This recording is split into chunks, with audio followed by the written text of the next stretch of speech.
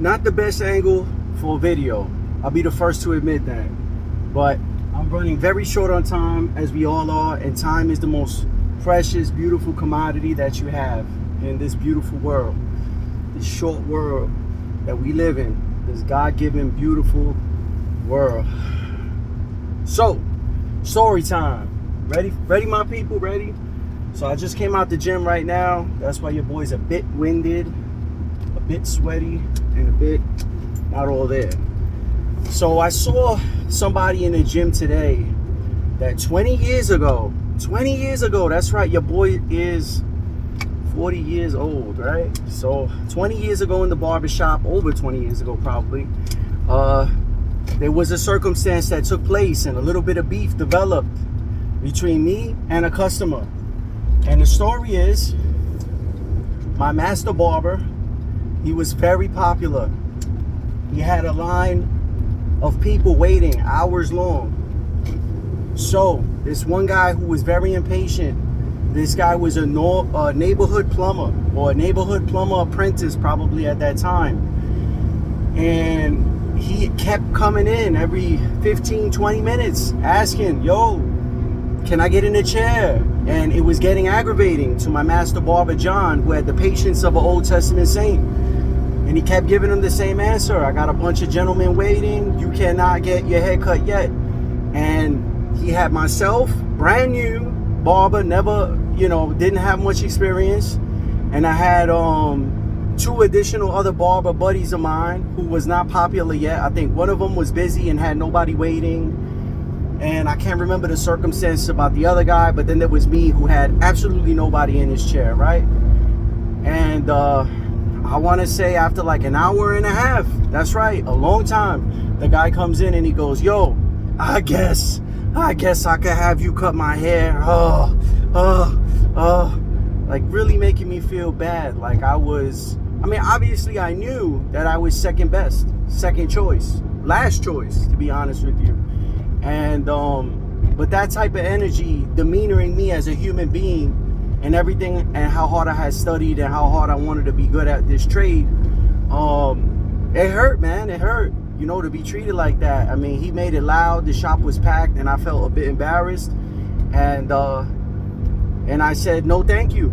I said, I will not cut your hair. I did not like that reaction at all. Be a gentleman. I've always given people so much respect, an abundance of respect.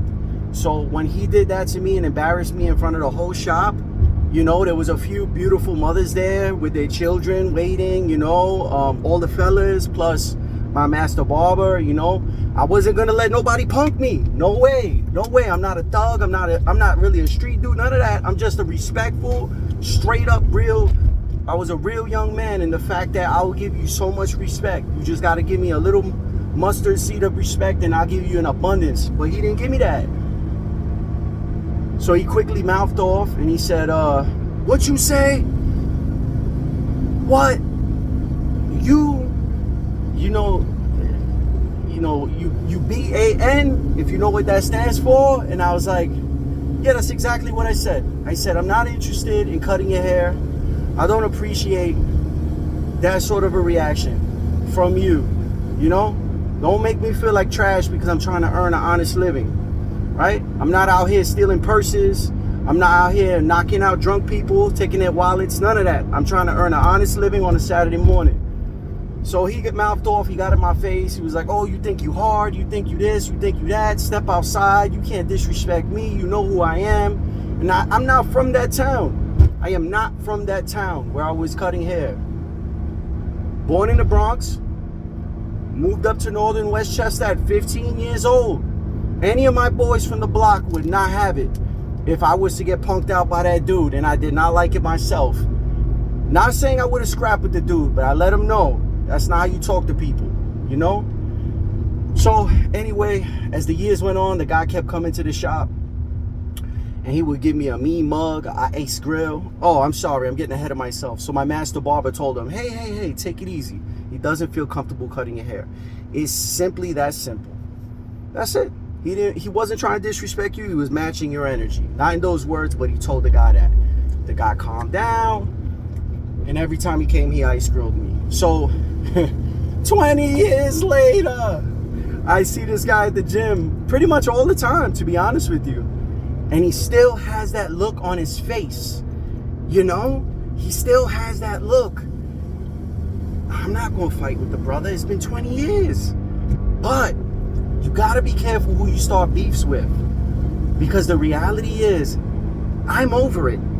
It's a story to share with you guys, right? About respecting yourself and respecting others. I'm well over it. I'm not fighting no grown man in the parking lot of a gym. I have a lot to lose in my life, you know? I have responsibilities, people I take care of. If I get locked up for something stupid, you know, like my emotions, then they fail, they lose. But I guess the moral of the story is be careful who you start beef with, because 20 years later, if you do not mature, that beef can come back and bite you.